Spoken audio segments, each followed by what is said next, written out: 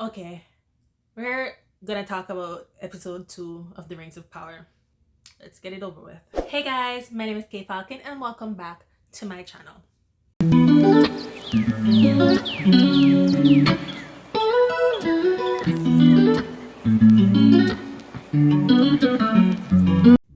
So, I just dropped my review or first impression of the first episode of the Rings of Power. I will be telling you my impression of the second episode in this particular video. So stay tuned to see that. But before we get into it, I just want to remind you guys to subscribe to my channel. All the new people who are just seeing my channel for the first time or see my videos for the first time, please subscribe. You'll help me a lot, help this channel to grow. Please subscribe and hit the notification bell to get notified each time I make a post.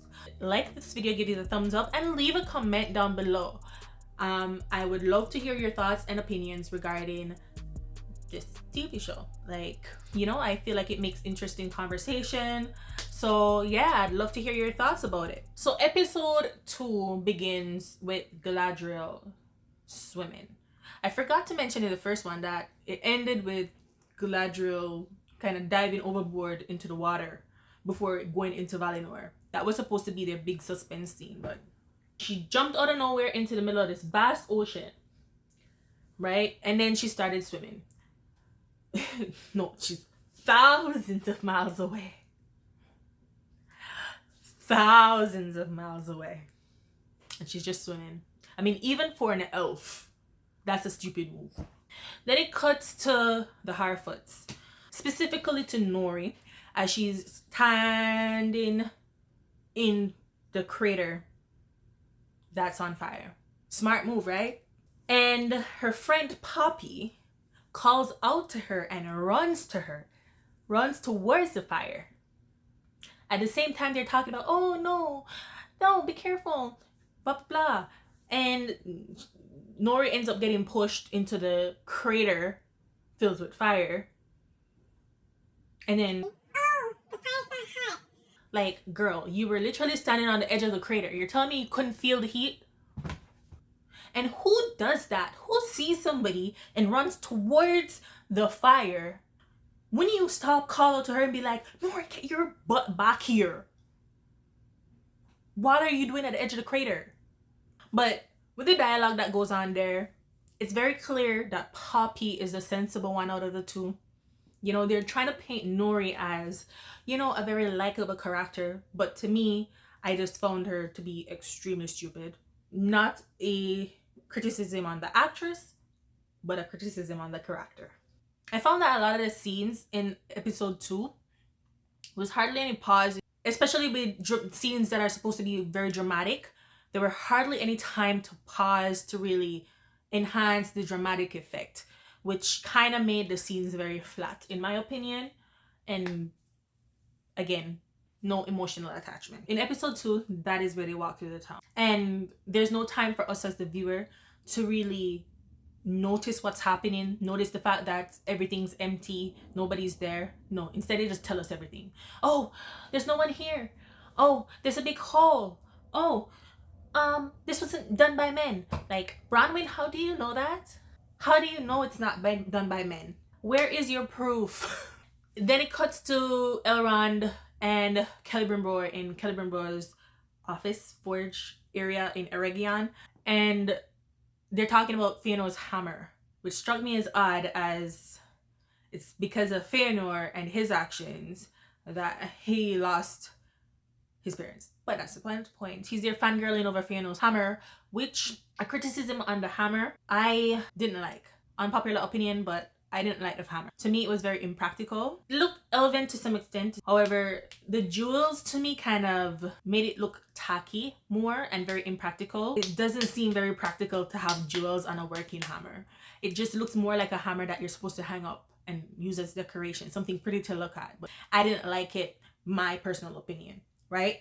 And Celebrimbor and Elrond, they're having a conversation about Fëanor and the Silmarils, and Elrond is fangirling. Celebrimbor is having a wonderful narcissistic time talking about the achievements of Fëanor. He seems very prideful and haughty, but I kind of liked the actor. The actor brought what I assume they were supposed to give in that instance. However, it doesn't negate the fact that the lines Kelly Brimber got were crap. Yeah, dialogue is shitty. Aaron came off like a total fanboy, and that was pretty consistent with the first episode. He was fangirling, I mean, sorry, fanboying over Galadriel and her pursuits, and then he ended up fanboying over Celebrimbor and Fëanor's hammer. Like, oh my god, like, this is such an honor to be in the presence of Fëanor's hammer that, you know, led to the making of the Silmarils, which led to my parents getting killed, you know. Such beauty. And then Celebrimbor, they're talking about Celebrimbor needing to build a forge. I mean, he's a craftsman. Wouldn't he already have a forge? And Elrond has an idea to talk about maybe introducing Celebrimbor to somebody else who can help him with the forging of the forge. And then right after that, it cuts to the scene right of them right in front of the Dwarven stronghold. No traveling. And it seems by the conversation as if they're just continuing the conversation that they were having in the office. It just made it seem as if the Dwarven stronghold, even though they showed it on the map, was quite a bit away. They made it seem as if it was just around the corner. Like, how did they get there? Like, they're just walking there. They're just their plain old self. There's no luggage with them. There's no indication of a travel. They just appear there. How did they get there? Did they teleport? Manway's eagles, right? They're the ones that just like dropped them there, and they were like just casually continuing the conversation they were having in the office. And then they're just having a conversation about, you know, Elrond. Yes, these are my friends. I know them. Only to go up to the door and being told to like piss off. And he just ends up looking stupid in front of Celebrimbor. Again, it's like they're trying to make Elrond the butt of the joke. Elrond has the idea to challenge the dwarf to like a rock breaking contest, and then they leave Celebrimbor out in the cold to fend for himself while Elrond goes in to go break some rocks. He goes in, you see the montage of Khazad-dûm, which looks beautiful, but there are aspects of it that are obviously CGI that you can see, but upon first glance, it's very beautiful. And you hear them chanting, hyping up the setting for the rock breaking contest. There's some dialogue there, quite forgettable dialogue. And then after that, they start breaking some rocks. We don't actually see that happen because right after that, it cuts to the Hobbit scene again. So it was a scene that could have gotten interesting, and right as it was about to build up to the interested part of it, they just cut the scene. And this is a scene to Nori talking to the stranger guy who came, the meteor man that came. And she's there doing some sign language thing, talking, and that whole thing just didn't make any sense to me, because if you can obviously tell that guy's not understanding what you're saying, why are you continuing to speak at full speed? It's not like gonna change the fact that he doesn't understand what you're saying. You know what I mean? Wouldn't you try to find some common area so that it can bridge the gap between communication between you two? That entire scene right there was just very confusing, and I could actually understand what she's saying. Imagine somebody who can't understand what she's saying. And you get a scene of the Harfoots all talking. The thing that stood out to me was the fact that the difference in accents were very noticeable.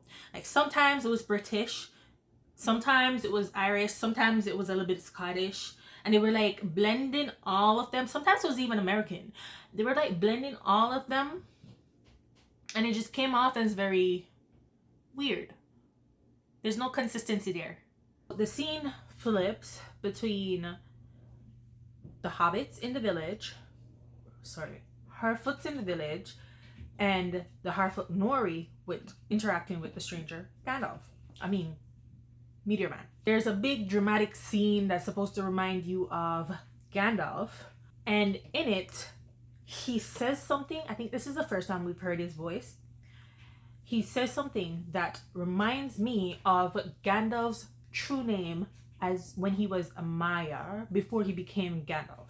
He says like either Orome or Olorin. I'm not quite sure. It's kind of like a hint situation, but it's kind of obvious.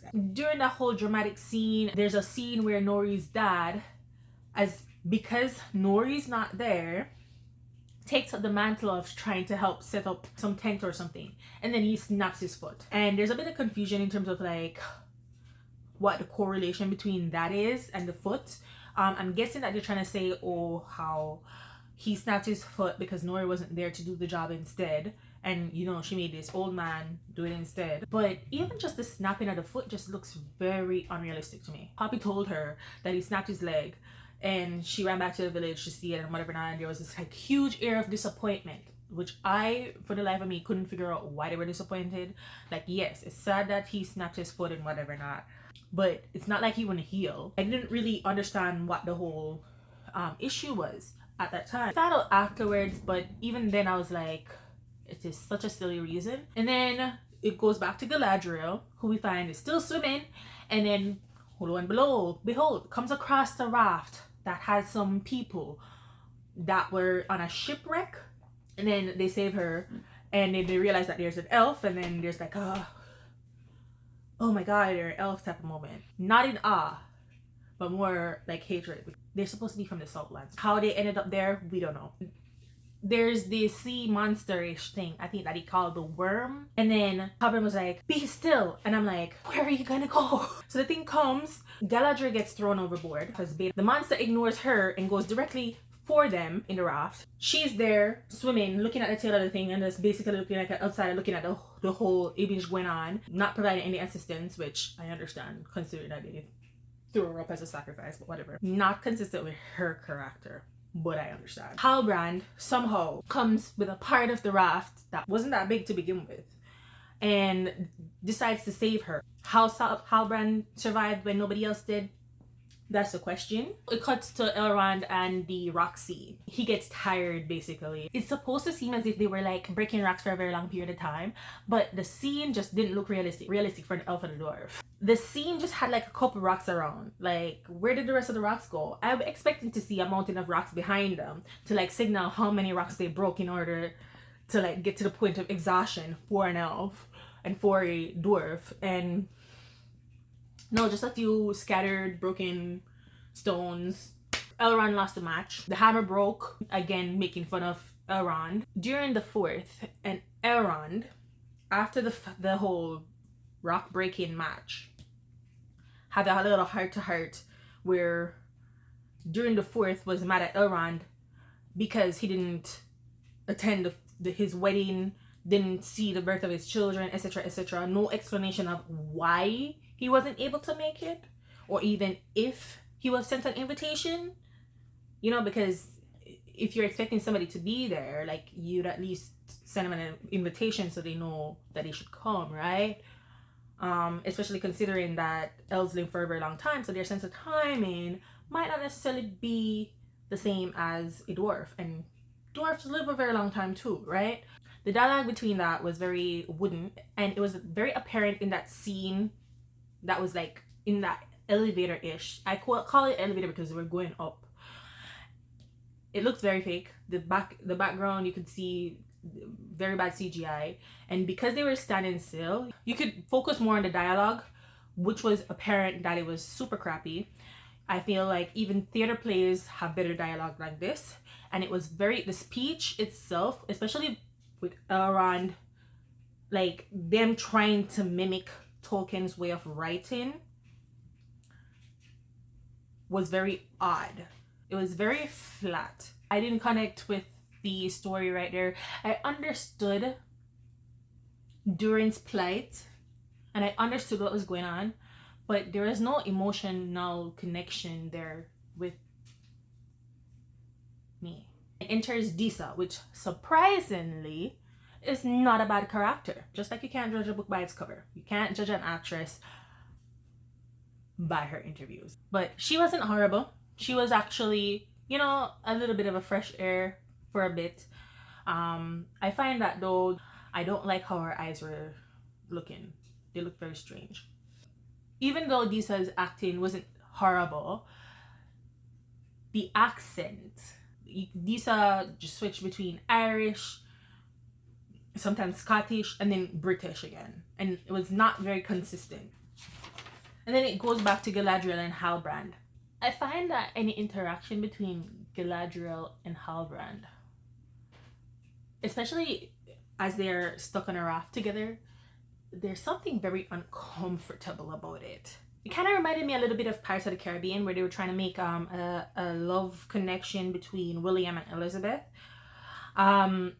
It gave me that type of vibe, and it didn't sit right with me, especially consider if you watch my last video, I put it on a chapter. Just watch a part I was talking about Galadriel and Halbrand, and you'll know what I'm talking about. Another thing that really caught my attention during this entire episode 1 and episode 2 was there was no sense of timing. Like, I didn't know what was happening when and where, and what was happening at the other thing was happening. There was no way for you to really understand the sequence of events as they went down in history, because they show you the places on the map, right? But it's not like they're telling you this is the time frame this was happening. I've seen that happen in movies, and it was, you know, enough explanation. But there's no sense of timing regarding anything that was happening. So I was confusion. That sense of timing for me became very apparent when it cut back to Arondir. So Arondir had gone down into the hole there to search out what's going on. Meanwhile, Bronwyn has already run to the next town where she came from, which was like roughly a day away, basically. Already gone to the town bar, try to convince them that there's something happening. Them not believing her. She running back to her house where there's an orc there. There's a little bit of a cutscene where it goes back to Arondir, who had a little bit of a tense moment and then promptly got captured.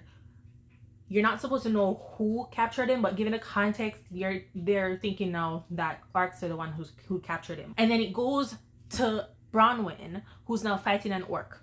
Honestly, that orc fighting scene was the better of the tense moments that I've seen so far at this point in the episodes. Brought the head to the pub so that they believe her now that they have proof. That whole disjointedness was just didn't sit right with me in terms of like, how would this happen in the time frame? You know, something doesn't seem right here. Then it goes back to Galadriel and Halbrand again. A storm was coming, seas got a little bit rough. Halbrand ended up in the water. Galadriel trying to save him. She was doing like a little Titanic moment right there. And at the time that he got saved, the thing that she was attached to broke and she ended up in the water. And somehow, as she was sinking, Halbrand decided, okay, I'm gonna save her. So he jumps in and he's swimming faster than she's sinking. And she, at that point in time, looked completely knocked out. He frees her using her sword or whatever. Remember, she's knocked out. And then suddenly, as you resurface, miraculously, she's able to swim herself to the raft. I don't understand. They are on the raft after the storm has calmed down, and they are basically like acting like dried fish. And then suddenly there's a big ship and a man on the ship, we assume is a Numenorian, there to apparently rescue them, right? And that's where it ended. Those were the big takeaways for me at that point in time. So throughout this entire episode, you get more signs that point to the Meteor Man being Gandalf. I assume that they're trying to do that to show the connection between Gandalf and the Hobbits, to like show how he's so sympathetic to them and whatever. It's like whatever to me. They're trying to confuse you, but it's pretty clear that the guy's Gandalf. It was a overall very boring and forgetful episode. So I'm already forgetting everything that happened with it. If it wasn't for the fact that I was writing down notes as I was taking it, I wouldn't have anything to tell you guys. Those were my opinions. Subscribe, like the video, and follow me on all social media platforms. I'm K Falcon everywhere. K Falcon on Facebook, K.Falcon on Instagram, and K_Falcon on Twitter. So follow me here as well as there as well. So yeah, much chat to you later. Bye guys.